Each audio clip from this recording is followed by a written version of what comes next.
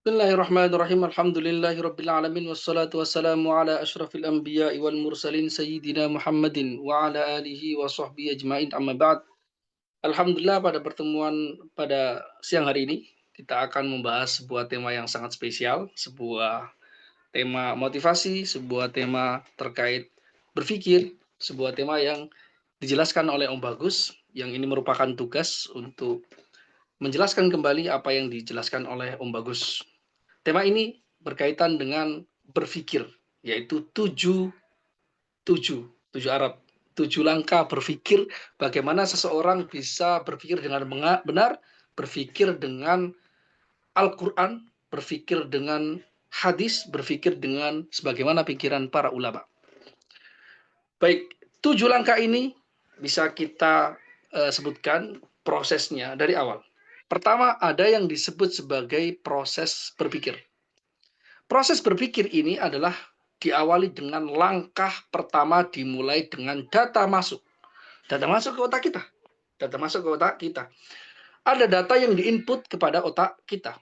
Apa yang diinput? Itu adalah orang tua. Kemudian guru, kemudian Allah dan juga Rasul. Orang tua melalui nasihat, guru melalui pelajaran-pelajaran yang diterima, kemudian ada Allah merupakan wahyu, merupakan Al-Quran, merupakan sunnah. Jadi itu adalah materi-materi yang perlu untuk dimasukkan terlebih dahulu di dalam otak kita untuk mengawali proses berpikir secara Al-Quran, berpikir secara benar. Namun, apakah itu cukup dalam proses berpikir menuju berpikir secara tepat? Ternyata tidak. Harus ada penyadaran, kesadaran akan beberapa hal yang penting, yang lainnya. Bahwa berpikir itu tidak mungkin, selama kita menjadi manusia, tidak mungkin bebas hambatan. Selalu ada gangguan, selalu ada penyusup-penyusup. Apa yang menyusupi? Yaitu setan. Setan yang menyusupi. Yuwaswisu fi sudurin nas. Dia memberikan was-was terhadap hati, pemahaman manusia dengan akidah-akidah yang melenceng, dengan pemahaman-pemahaman yang tidak benar, dan segala hal yang menyusupi pikiran kita semuanya. Karena itu jiwa kita disebut oleh Allah Subhanahu wa taala sebagai lawamah. Lawamah itu kadang baik, kadang buruk, kadang dikalahkan oleh setan, kadang bisa kita kendalikan setan dan hawa nafsu kita. Maka karena itu data yang masuk kepada kita harus disaring. Karena bisa jadi data itu telah tersusupi dengan pemahaman-pemahaman yang dilencengkan oleh setan dan kemudian juga diberikan tambahan-tambahan yang tidak tepat. Kemudian apa yang dilaksanakan untuk menggapai berpikir secara benar yaitu iqra, membaca. Membaca bukan hanya membaca teks Al-Quran, bukan hanya membaca hadis, bukan hanya membaca kitab, tapi juga membaca realitas. Al-Quran adalah kitabullah al-mastur, kitab Allah yang tertulis. Sedangkan alam semesta seluruhnya ini adalah kitabullah al-ghairul mastur, kitab Allah yang tidak tertulis, tapi implisit. Jadi kita memahami dengan cara kita mendalami ilmu pengetahuan, dengan cara kita membaca diri, kemudian kita membaca alam semesta untuk menggapai ilmu pengetahuan, sains, dan sebagainya. Kita membaca juga sejarah, karena sejarah itu sering kali berulang, kita mendapat pelajaran dari apa yang telah dilakukan oleh orang-orang sebelum kita, kemudian kita membaca nilai. Dengan membaca itu, kita akan mengalami proses membaca, proses memaknai kehidupan. Karena untuk menuju berpikir secara benar, kita harus melangkah satu demi satu langkah agar kehidupan, agar berpikir kita tepat sasaran. Itu 2 langkah yang sangat jelas, 2 langkah yang telah kita sebutkan. Kemudian langkah berikutnya adalah apa yang kita sebut sebagai hayati, meresapi, menghayati nilai-nilai, materi-materi yang telah kita pelajari dengan mendengar nasihat orang tua, mendengar pelajaran dari guru, membaca Al-Quran, membaca sunnah, kemudian kita harmonikan dengan kita membaca alam semesta. Maka kita mulai menghayatinya. Dengan cara menghayati itu nanti akan memunculkan nilai-nilai yang perlu untuk kita resapi. Kemudian kita hayati. Maka di sini poin pentingnya adalah ada yang disebut sebagai dorongan hati, yaitu motivasi. Ada juga yang disebut sebagai kesadaran jiwa, kesadaran batin. dengan menghayati proses materi yang telah kita masukkan ke otak kita dengan beragam sumber alam semesta dari bacaan, dari kitab-kitab, maka nanti akan muncul energi spiritual dan emosional. Yang mana energi spiritual dan emosional ini adalah bahan bakar untuk menuju perubahan, untuk menuju pemikiran yang sesuai dengan Al-Quran dan Sunnah. Itu yang disebut sebagai pemikiran. Langkah-langkah berpikir. Kemudian ada langkah berikutnya. Setelah kita menghayati, kita mulai memikirkan secara mendalam. Itu langkah keempat. Langkah ini menggambarkan pemrosesan secara rasional dan mendalam. Pikiran, karena pikiran tidak berdiri sendiri, terhubung dengan seluruh tubuh. Pikiran ini merupakan proses yang menghubungkan, menjadi katalisator dari alat-alat yang diciptakan oleh Allah Subhanahu wa Ta'ala, diberikan kepada kita, ditakdirkan kita miliki sebagai alat atau media untuk mendapatkan ilmu pengetahuan. Apa itu? Pertama, mata. Kita memiliki mata. Kita juga memiliki hati. Kita juga memiliki mulut. Kita juga memiliki tangan. Kita memiliki aktivitas yang kita gunakan, yang kita pergunakan semua alat itu untuk melakukan aktivitas. Ini adalah berpikir mendalam. Jadi ini adalah proses-proses secara rasional dan mendalam. Kita mendayagunakan semua yang diciptakan oleh Allah Subhanahu wa Ta'ala kepada kita untuk kita proses berpikir, untuk kita beraktivitas secara tepat. Karena itu, pikiran melahirkan sifat. Kita berpikir secara benar melahirkan sifat. Kemudian melahirkan karakter. Kemudian melahirkan tata perilaku. Ya. Dari proses itu yang disebut sebagai pikiran. Pikiran adalah mendayagunakan semua yang diberikan oleh Allah Subhanahu wa Ta'ala sebagai modal untuk kita gunakan berpikir. Maka melangkah kepada langkah berikutnya, yaitu kelima, yaitu proses yang disebut sebagai pemikiran, yaitu hasil dari proses berpikir. Dari pikiran lahirlah pemikiran, berupa ide-ide, sikap hidup, prinsip, semuanya adalah diproses dari pikiran, kemudian melancarkan, memunculkan pemikiran. Dan pemikiran ini tidak berhenti di sini. Ia harus terus dikaji, dievaluasi, kemudian diteliti, difalsifikasi. Bisa jadi karena kita adalah manusia biasa, kita bukan nabi boy. Kita adalah manusia biasa. Maka kita perlu apa yang disebut sebagai langkah keenam berikutnya, yaitu muhasabah. Evaluasi diri. Kita harus tidak pernah meyakini diri kita benar 100%. Tapi kita, apapun yang kita pikirkan, apapun data yang kita masukkan ke otak kita, apapun proses yang kita hasilkan dari proses seperti itu, kita perlu evaluasi terus-menerus. Muhasabah, ini pentingnya. Karena itu di dalam agama, kita sering, hasibu anfusakum qabla an tuhasabu. Hitung diri kalian. Evaluasi diri kalian sebelum kalian nantinya dievaluasi oleh Allah Subhanahu wa Ta'ala dan para malaikatnya di akhirat kelak. Itulah.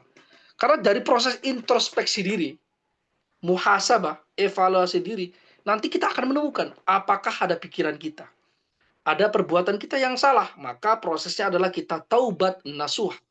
Taubat nasuha.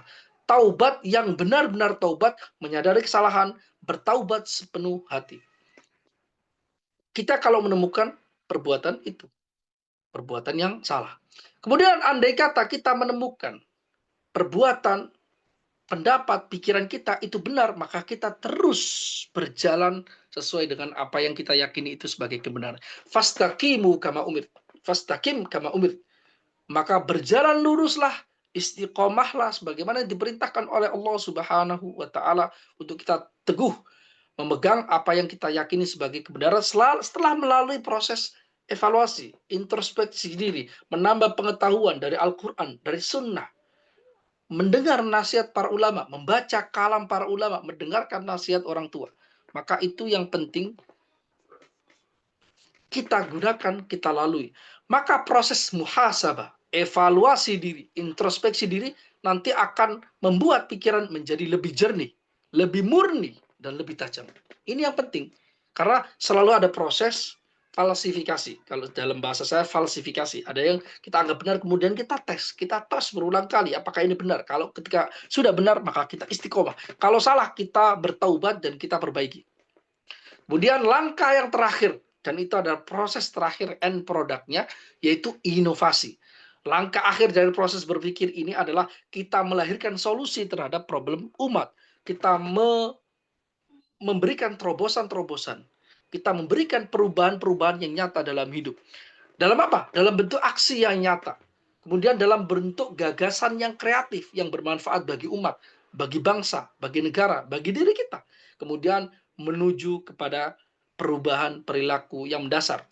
Perubahan perilaku terutama diri kita sendiri setelah melalui proses berpikir, kemudian agar disebarkan kepada orang lain, agar mereka menjadi generasi insan-insan yang berpikir secara Qur'ani, yang secara cerdas, lurus di jalan Allah Subhanahu wa taala, berpegang pada ajaran-ajaran Allah Subhanahu wa taala.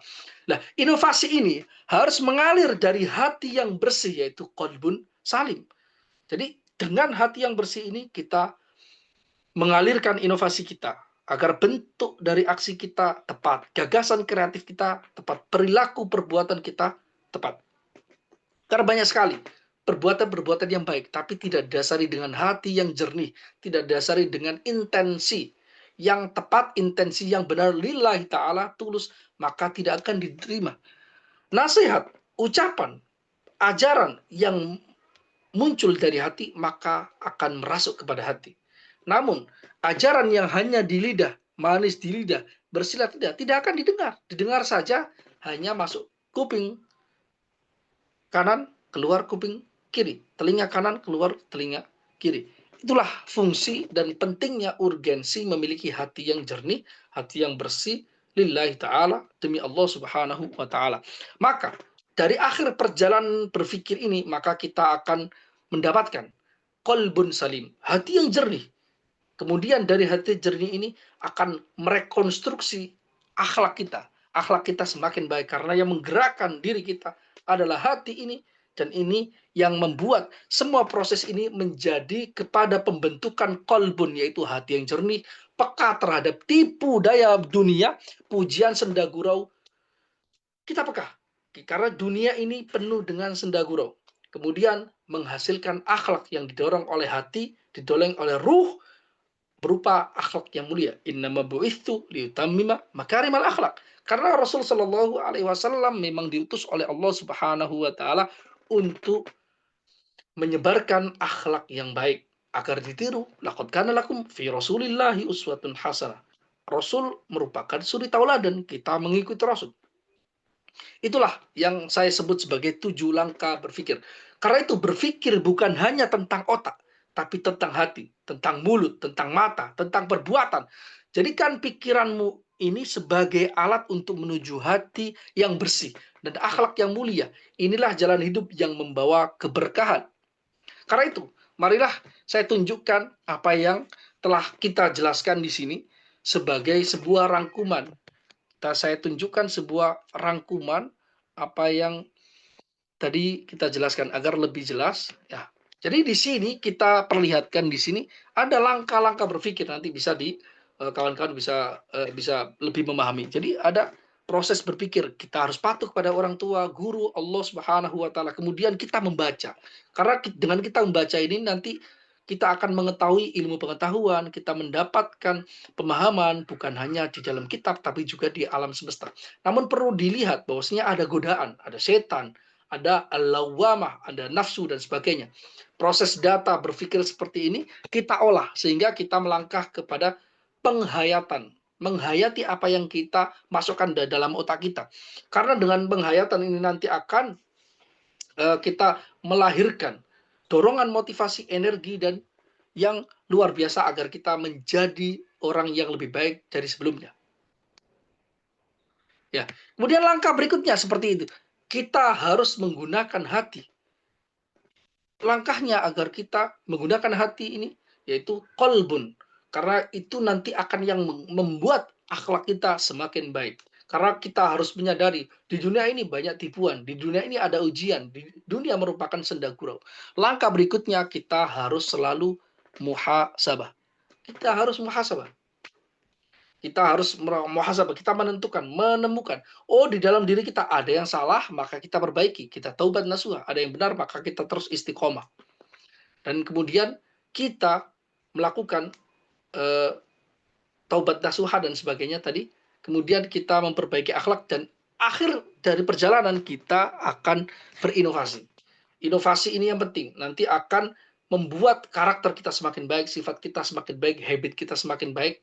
Itulah yang menyebabkan pemikiran kita adalah sesuai dengan Al-Quran, sesuai dengan Sunnah. Ini yang dimaksud kita berpikir secara tepat dengan 7 langkah berpikir ini, saya pikir akan bermanfaat dan ini yang kira-kira bisa saya pahami dan mungkin akan bermanfaat bagi para pendengar. Terima kasih, semoga bermanfaat. Wallahul muwaffiq ila aqwamit thoriq. Assalamualaikum warahmatullahi wabarakatuh.